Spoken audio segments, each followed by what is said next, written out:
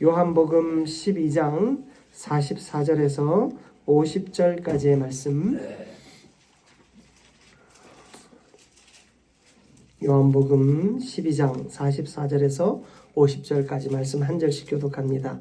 예수께서 외쳐 이르시되 나를 믿는 자는 나를 믿는 것이 아니요 나를 보내신 이를 믿는 것이며 나를 보는 자는 나를 보내신 이를 보는 것이니라. 나는 빛으로 세상에 왔나니 무릇 나를 믿는 자로 어둠에 거하지 않게 하려 함이로다. 사람이 내 말을 듣고 지키지 아니하게 할지라도 내가 그를 심판하지 아니하노라. 내가 한 것은 세상을 심판하지 아니하니요 세상을 구원하려니와. 나를 저버리고 내 말을 받지 아니하는 자를 심판할 이가 있으니 곧 내가 한 그 말이 마지막 날에 그를 심판하리라. 내가 내 자유로 말한 것이 아니요 나를 보내신 아버지께서 내가 말하니까 이를 것을 친히 명령하여 주셨으니. 함께 읽습니다. 나는 그의 명령이 영생인 줄 아노라. 그러므로 내가 이르는 것은 내 아버지께서 내게 말씀하신 그대로니라 하시니라. 아멘. 이 시간 우리 서로 바라보면서 이렇게 인사 한번 나눴으면 좋겠습니다. 잘 오셨습니다. 한 번만 더 인사 나눌까요? 하나님이 우리를 새롭게 하십니다. 아멘. 제가 이곳에서 이렇게 말씀을 전하니까 저도 긴장이 많이 됩니다. 새로운 환경, 또 새로운 모습 속에서 아직은 좀 부족함이 있습니다. 또 우리가 한 달 동안 기도하며 또 예배하며 또 우리의 모든 생각과 마음들을 하나님께로 온전히 집중시킬 수 있기를 축복합니다. 그래서 우리 예 맞습니다. 우리에게 주시는 그 거룩함이 하나님 안에 풍성함으로 또 채워질 수 있기를 바랍니다. 오늘은 요한복음 12장 44절에서 50절 말씀을 가지고 말씀을 믿고 따르라 그것이 생명의 길이다 라는 제목으로 말씀 전하겠습니다. 2010년에 여러분 노벨 물리학상을 받은 그 두 명의 학자가 있습니다. 그 과학자가 그 노벨 물리학상을 받게 된 계기가 있는데 바로 그래핀이라고 하는 물질을 개발한 것입니다. 이 그래핀이라고 하는 것은 강철보다 100배가 강하지만 아주 얇고 투명한 소재입니다. 전기를 아주 빠르게 전달할 수 있는 아주 물질이기 때문에 신소재로 각광받고 많은 전문가들이 21세기를 바꿀 물질이다라고 평가했습니다. 그래서 노벨 물리학상까지도 받았죠. 한 14, 15년이 지난 지금 여러분 이 그래핀이라는 말을 여러분 아마 생전 처음 들어보셨을 것입니다. 사실 아무리 위대한 발견과 발명이라 할지라도 그것에 대하여 사람이 관심이 없으면 그것은 아무런 영향력을 발휘하지 못합니다. 아무런 빛도 발휘하지 못하지요. 그러나 하나님의 말씀과 또 하나님이 말씀하시는 그 진리는 다릅니다. 예수님께서는 이 땅 가운데 빛으로 오셨습니다. 세상은 아무도 그를 빛으로 받아들이지 않았습니다. 그들은 여전히 흑암 속에 있었고 칠흑과 같은 암흑 속에서 생활했습니다. 예수님이 빛으로 오셨다 하였지만 그 빛을 어느 누구도 보지 못했습니다. 그러나 그 빛은 외면당하였고 또 멸시당하였지만 그 빛이 사라졌습니까? 아니죠. 진리의 빛은 아무도 관심 갖지 않고 아무도 기억하지 않는다 할지라도 그 빛은 그 자체로만 능력이 되고 영향력이 되는 줄 믿습니다.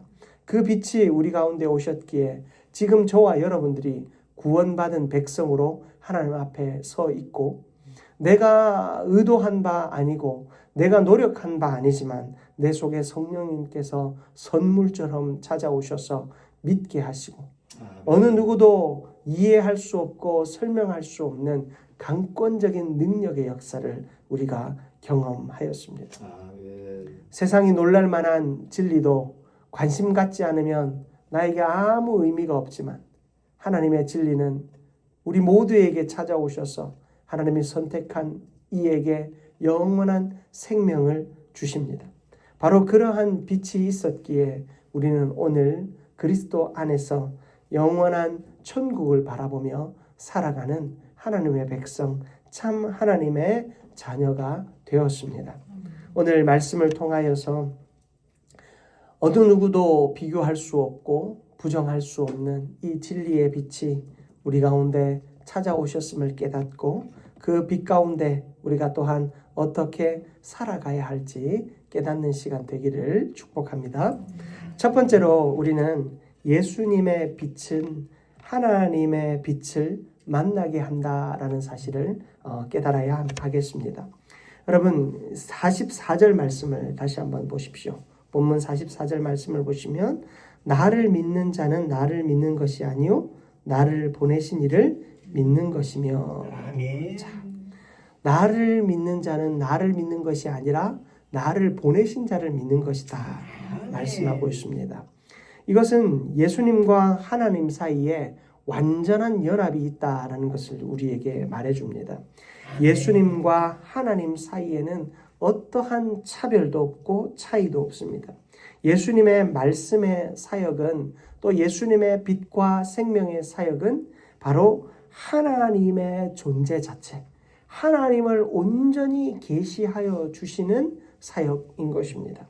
그러므로 예수님을 본 자는 하나님을 본 것이 되는 것입니다. 45절에 보면 나를 보는 자는 나를 보내신 이를 보는 것이니라. 세상 사람들은 철저하게 예수님을 하나님과 분리하려 했습니다. 유대인들은 철저하게 예수님을 하나님과 분리하며 예수님은 육의 존재요 하나님은 신의 존재라 생각했습니다. 하나님만이 진리고 예수님은 아니다라고 말했습니다. 그러나 그들의 평가와 그들의 생각과는 정반대로 예수님은 우리에게 분명히 말씀하십니다. 나를 본 자는 곧 하나님을 보는 것이다. 나를 믿는 자는 곧 하나님을 믿는 것이다. 하나님과 내가 하나다라는 것을 예수님은 말씀하셨습니다. 세상이 아무리 이 사실을 거부하고 반대한다 한들 이 사실은 달라지지 않습니다. 세상이 예수님을 하나님 아니라고 예수님을 죽인다 할지라도 그들은 하나님을 향하여 죄를 짓고 있는 일이었습니다. 여러분, 빛을 믿는 자는 어둠에 거하지 않게 될 것입니다. 46절을 보십시오. 나는 빛으로 세상에 왔나니 무릇 나를 믿는 자로 어둠에 거하지 않게 하려 함이로라. 여러분, 이것은 단순히 조금 더 우리가 고차원적으로 생각해서 도덕적인 암흑의 상태가 아닙니다. 우리가 처해 있는, 전 인류가 처해 있는 이 어둠의 세계는 단순히 도덕적 암흑의 세계가 아니다라는 것입니다. 죄와 사망, 영적인 무지의 상태에 빠져 있는 것을 의미하고 그 어둠 속에서 빛을 얻었다라고 하는 것은 바로 그 죄와 사망과 영적인 무지의 자리에서 우리가 영원한 생명을 얻었다. 그것으로부터 온전한 해방을 얻었다라는 것을 뜻하는 것입니다. 여러분, 예수를 믿으면 선행을 할 수 있고 예수를 믿으면 도덕적으로 좀 더 나은 삶을 살 수 있고 예수를 믿으면 거짓말하지 않고 남을 괴롭히지 않고 남의 것을 훔치지 않는 그저 10계명에 인간을 위하여 주어진 그 6계명부터 나머지 10계명까지 그 이야기들만 어느 정도 잘 지키며 살아가는 인생, 여러분 그런 인생을 하나님 이야기하는 것이 아닌 것입니다. 우리가 빛으로 왔다, 어둠에서부터 빛의 자녀가 되었다라고 하는 것은 도덕적인 암흑이 아니라 그런 죄와 사망, 이 놀라운 영적 무지의 상태에서 완전한 해방이 되었음을 말하는 것입니다. 여러분, 그 해방이 누구로부터요? 예수로부터 왔다라는 것입니다. 그러므로 우리의 인생 가운데 예수가 없이는 아무것도 할 수 없습니다. 여러분, 우리의 삶에, 우리의 교회에, 우리의 공동체 가운데 예수가 없이는 아무것도 할 수 없음을 기억하시기를 바랍니다. 여러분 잘 아시는 바울은 어떻습니까? 바울은 다메섹 도상에서 부활하신 예수님의 그 영광의 빛을 보며 그 인생이 완전히 바뀌었습니다. 그가 진정으로 이 유대인들을 대표하는 사람 아니었습니까? 진정으로 하나님을, 아니 진정으로 예수님을 오해한 사람이었습니다. 하나님을 위해, 하나님의 영광을 위해, 하나님의 나라를 지키기 위해 하나님이신 예수 그리스도를 박해했고 그 예수 그리스도를 죽이려 하였습니다. 그가 죽이려 하는 것이 자기가 지키려고 하는 그 하나님의 나라라는 사실을 그는 까마득하게 잊고 있었고, 아니 깨닫지 못하고 있었습니다. 그런 그에게 예수님의 영광의 빛이 임하였을 때 그의 인생은 완전히 바뀌었습니다. 그는 빛 앞에서 무너지고 다시 살아난 인생이 되었습니다. 여러분, 우리는 예수의 빛 앞에서 먼저 무너져야 됩니다. 아멘. 여러분, 우리는 예수의 빛 앞에서 먼저 무너져야 돼요. 내가 무너지지 않으면, 예수의 빛 앞에서 무너지지 않으면 나는 여전히 악한 인간의 본성을 쫓아 살아갑니다. 예수를 믿기 전과 동일한 모습으로 살아갑니다. 여러분, 예수를 믿는다라고 하는 것은 예수를 알기 전의 인생이 완전히 무너져야 하는 것입니다. 바울은 그 예수님, 부활하신 예수님의 영광의 빛 앞에서 완전히 무너졌습니다. 자신의 모든 삶이 깡그리째 무너졌습니다. 그는 많은 학문과 지식을 가지고 있었고 어느 누구와도 비견할 수 없는 뛰어난 율법적 지식을 가지고 있었습니다. 그런데 그는 그 모든 것을 무엇으로 여긴다고요? 배설물로 여긴다 하였습니다. 아멘. 그는 하나님 앞에서 완전하게 무너졌습니다. 예수님 앞에서 완전하게 무너졌습니다. 여러분, 오늘날 우리가 교회 가운데에서 내 목소리를 크게 내고 또 내 생각들을 다른 사람들의 생각을 짓누르는 데 사용합니다. 나의 언변과 나의 어떤 지위를 가지고 사람들을 짓누르는 데 혈안이 되어 있는 모습들을 간혹 봅니다. 여러분, 그것은 그가 하나님 앞에서, 빛 앞에서 완전히 무너지지 못했기 때문에 나오는 약한 모습인 것입니다. 여러분, 우리는 그리스도의 빛 앞에서 먼저 무너져야 합니다. 나의 연약함을, 아니 나의 자고함을 하나님 앞에 아뢰고 나를 돌아보며 회개해야 합니다. 우리가 요즘에 이 새벽기도 말씀을 통해서 민수기서를 보고 있습니다. 오늘 읽은 민수기 말씀 가운데 하나님께서 이 레위인을 세우실 때 레위인을 먼저 정결하게 하시는 모습을 보게 돼요. 하나님께서는 레위인들을 이 이스라엘의 지도자로 세우셨어요. 지도자로 세우실 때 백성들의 대표자들로 하여금 안수를 받게 해요. 하나님은 이 이스라엘의 장자들을 대신하여 레위인을 세우셨어요. 그리고 이스라엘 전체가 하나님께 제사하고 예배해야 되지만 레위인을 따로 세우셔서 그들을 대신하도록 했어요. 그들을 대신하도록 하기 위해서 백성의 지도자들을 세워가지고 그들이 다 나와서 레위인들에게 안수하게 해요. 안수하게 했던 것은 무엇입니까? 우리의 역할을 너희에게 위임한다라는 것입니다. 제사장들은, 레위인들은 바로 그 이스라엘 전체 백성들의 그 직무를 위임받아서 하나님 앞에 서는 사람입니다. 그리고 하나님은 그들에게 정결하게 해서 그들이 그 제사의 직무에 앞서서 정결 예식을 통해 깨끗하게 하신 후에 사용하셨습니다.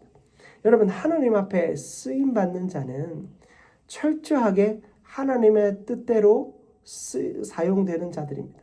그 사용되는 자들, 특별히 교회에 세워진 자들은 성도들의 위임을 받은 자들이고 또 이 땅의 그리스도인으로 세움받은 자들은 이 땅에 있는 시민들의 위임을 받은 자라는 마음이 있어요. 그래서 우리는 교회를 위해 기도할 뿐만 아니라 나라와 민족을 위해 기도해야 되는 겁니다. 왜냐하면 하나님이 이 나라와 이 민족 가운데 우리 그리스도인들을 레위인으로 하나님의 성전을 섬기는 자로 세워주셨기 때문이에요. 그러므로 우리는 그런 책임감을 가지고 그들을 위해 기도해야 하는 의무가 있는 것입니다. 그리고 하나님이 우리를 거룩하게 세우심으로 우리는 날마다 나 스스로의 죄를 돌아보며 정결한 모습으로 하나님 앞에 나와야 되는 것입니다. 네. 여러분, 이 두 가지의 레위인의 모습을 보면서 그들이 교만할 수 있겠습니까? 자고할 수 있겠습니까? 그들은 막중한 책임감 속에 이 제사장의 직무를 감당하는 것입니다. 성전의 직무를 감당하는 것입니다. 여러분, 우리 그리스도인들은 먼저 빛 앞에서 무너질 때 하나님의 사명을 온전히 감당할 수 있는 줄 믿습니다. 내가 빛 앞에 무너진다는 것은 나의 죄를 돌아보며 나를 사하여 주시고 구원하여 주신 그 은혜의 본질을 깨닫는 것이 바로 빛 앞에서 무너지는 삶인 줄 믿습니다. 여러분, 예수님 아니면 우리는 아무것도 할 수 없는 자였습니다. 예수님의 영광의 빛이 아니면 우리는 죽을 수밖에 없는 자들이었습니다. 그런 우리를 살리신 것, 바로 주님의 은혜입니다. 그 은혜 앞에 우리는 먼저 무너져야 합니다. 나의 모든 악함과 또 교만함과 죄악된 모습들을 내려놓고 그리스도 앞에 다시 사는 존재 되시기를 주님의 이름으로 축복합니다. 그리스도 안에 다시 사는 자가 바로 하나님을 보게 될 것입니다. 예수 그리스도를 통하여 다시 산 자가 비로소 하나님을 만나게 될 것입니다. 두 번째로 우리가 살펴볼 것은 구원을 경험한 자는 이제는 구원이 아니라 심판에 주목해야 한다라는 것입니다. 여러분, 여기에 구원 안 받으신 분 계십니까? 여러분은 다 구원받은 하나님의 백성인 줄 믿습니다. 그렇다면 여러분, 우리는 구원이 아니라 이제는 심판에 주목할 줄 알아야 돼요. 오늘 27절 말씀을 한번 보십시오. 27절 우리 같이 한번 합독해 봅니다. 47절 죄송합니다. 47절 말씀 같이 합독합니다. 사람이 내 말을 듣고 지키지 아니할지라도 내가 그를 심판하지 아니하노라. 내가 온 것은 세상을 심판하려 함이 아니요 세상을 구원하려 함이로라. 아멘. 자, 여러분 예수님께서 처음 오신 이유는, 예수님의 초림은 심판이 아니라 구원을 위해서 오셨어요. 예수님은 철저하게 구원을 위해 오셨어요. 자, 그런데 48절을 보십시오. 48절 같이 한번 합독합니다.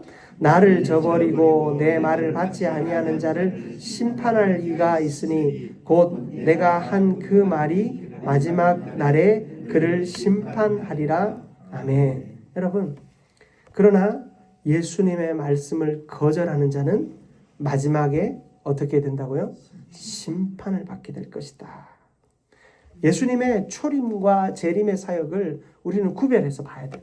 예수님의 초림의 사역은 철저한 구원이지만 재림의 때는 그 구원에 선포된 말씀을 받지 않은 자는 무엇을 받는다고요? 심판을 받는다라는 것입니다. 내 말씀에 대한 반응, 말씀을 내가 믿느냐 아니냐, 말씀대로 내가 사느냐 아느냐에 따라서 그것에 따라 우리가 심판을 받을 것이다 이야기하고 있습니다.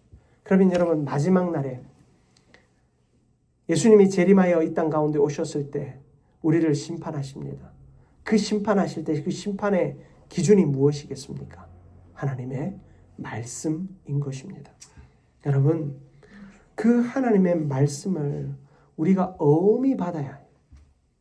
하나님의 말씀이 나를 심판할 수도 있고 나를 하나님의 그 놀라운 은혜의 자리로 인도할 수도 있습니다. 구원받은 우리가 예수로 말미암아 그 빛으로 말미암아 구원받은 우리가 말씀대로 사느냐 안 사느냐는 우리의 생명의 문제예요. 구원받았다고 여러분 그렇게 쉽게 살아가서는 안 돼요. 아멘. 구원파가 왜 이단이 됩니까? 구원파는 예수 그리스도 안에서 받은 그 구원으로 족하다라고 얘기해요. 맞죠? 말은 맞는 말이에요. 그런데 그 구원으로 족하다라는 그 교리 때문에 앞으로 지을 죄까지도 하나님께서 다 용서해 주셨으므로 우리가 앞으로 사는 삶을 너무 안심시켜요. 그리스도의 참된 의무에 대해서 아주 아무것도 아닌 것처럼 이야기해요. 괜찮다고. 끊임없이 그들은 초림의 예수, 구원의 예수만을 이야기해요. 여러분, 예수님은 이미 오셨다가 가셨어요. 예수님께서 이 땅 가운데 성령을 보내어 주신 것은 구원을 준비하기 위함이 아니라 예수님의 재림, 심판의 때를 준비하기 위함입니다. 아멘. 그렇다면 우리는 날마다 깨어 그 말씀을 듣고 날마다 깨어 그 말씀 앞에 서 있어야 되는 거예요. 여러분 잘 아시는 가룟 유다는 예수님의 말씀을 가장 가까이에서 들었지만 끝내 그 말씀 버렸습니다. 그는 예수님을 스승으로는 생각할지언정 예수님을 주님으로는 믿지 않았어요. 예수님이 그에게 스승은 될 수 있었는지 몰라도 예수님이 그에게 참 주인이 되어지지는 못했다라는 것입니다. 결국 그 말씀은 그를 정죄하는 증거가 되었습니다. 예수님의 말씀들이 그를 정죄하는 증거가 되었고 그는 자신의 목숨을 내어 던져 자살할 수밖에 없었습니다. 그러나 베드로는 어땠습니까? 베드로도 똑같이 말씀을 들었습니다. 가룟 유다처럼 똑같이 넘어졌습니다. 그러나 그는 말씀을 붙들고 회개하였습니다. 다시 찾아오신 예수님 앞에 그 사랑을 고백하며 회개하며 다시 일어났습니다. 그는 예수님을 주님으로 믿게 된 것입니다. 그는 예수님의 참 제자가 된 것입니다. 사랑하는 성도 여러분, 우리 인생은 두 갈래 길에 놓여져 있습니다. 간단합니다. 예수님의 말씀을 순종할 것인가 아닌가. 그 간단한 두 갈래 길에서 우리가 서야 할 자리가 어디이겠습니까? 우리가 걸어가야 할 자리가 어디이겠습니까? 여러분, 우리는 주님의 그 말씀이 우리의 삶의 주인이 되어 주시고 길이 되어 주시고 생명이 되어 주실 것을 믿고 그 말씀 따라 살아가야 하는 줄 믿습니다. 아멘. 구원은 여러분 죄송한 말씀이지만 이제 구원은 여러분 다 받았어요.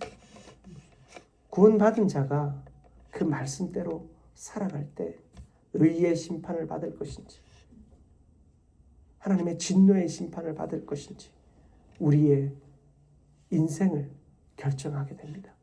사랑하는 성도 여러분, 오늘 말씀처럼 우리는 이제 장차 우리에게 찾아올 심판에 주목하시길 바랍니다. 그렇다고 그 심판에 두려워 떨고 무서워하라는 이야기가 아닙니다. 그 심판에서 그 말씀이 나를 정죄하는 증거가 되어지지 않고 오히려 나를 잘하였다 충성된 종아 칭찬하시는 그 칭찬의 증거가 되기를 위하여 달려갈 수 있기를 바랍니다. 말씀을 마무리하기 원합니다. 여러분, 말씀을 믿고 따르는 길만이 우리의 생명의 길인 줄 믿습니다. 예수님을 의지할 때 그 빛이 불가항력적으로 여러분 가운데 찾아왔습니다. 여러분을 만나주신 그 불가항력적인 생명과 구원과 은혜의 빛이 여러분을 하나님 보게 했습니다. 하나님을 향하여 부르짖을 수 있고 하나님을 향하여 아바, 아버지라 부를 수 있으며 하나님을 통하여 복을 누리며 살아갈 수 있게 되었습니다. 이제 그런 우리는 그 말씀을 믿고 따라 가야 하겠습니다. 말씀대로 살아야 하겠습니다. 여러분 50절 말씀을 보십시오. 같이 한번 합독합니다. 50절. 나는 그의 명령이 영생인 줄 아노라. 그러므로 내가 이르는 것은 내 아버지께서 내게 말씀하신 그대로니라 하시니라. 아멘. 여러분 예수님은요 그 명령이 영생인 줄 알았어요. 아멘. 예수님은 그 말씀에 대한 분명한 신뢰와 확신이 있었습니다. 그랬기에 우리에게 그 말씀을 전하셨죠. 아멘. 우리는 그 예수님의 말씀을 신뢰하며 나아가야 합니다. 내가 예수님 신뢰하고 의지하고 내가 예수님 바라보며 나아가면 하나님은 우리에게 영원한 생명을 허락하여 주실 것입니다. 아멘. 여러분 교회 가운데 나의 삶의 자리들을 돌아보십시다. 하나님이 나에게 세우신 믿음의 자리들을 돌아보십시다. 그 믿음의 자리가 생명의 자리가 하나님의 능력의 자리가 되어질 수 있도록 여러분 좀 더 겸손하십시오. 내가 하나님 앞에서 무너져야 한다니까요. 내가 진짜 한번 무너져 봤는지 한번 돌아보시기 바랍니다. 하나님은 정말로 이 베드로를 물에 빠뜨려서 그 건져내시기까지 하나님의 그 사랑이 얼마나 그에게 오래도록 허락되어졌는지 모릅니다. 여러분 우리 인생도 하나님 앞에서 완전히 무너질 때 여러분 우리의 인생이 하나님 앞에서 완전히 무너질 때 하나님은 우리를 건지시고 우리 가운데 놀라운 변화를 놀라운 사명을 허락하여 주실 것입니다.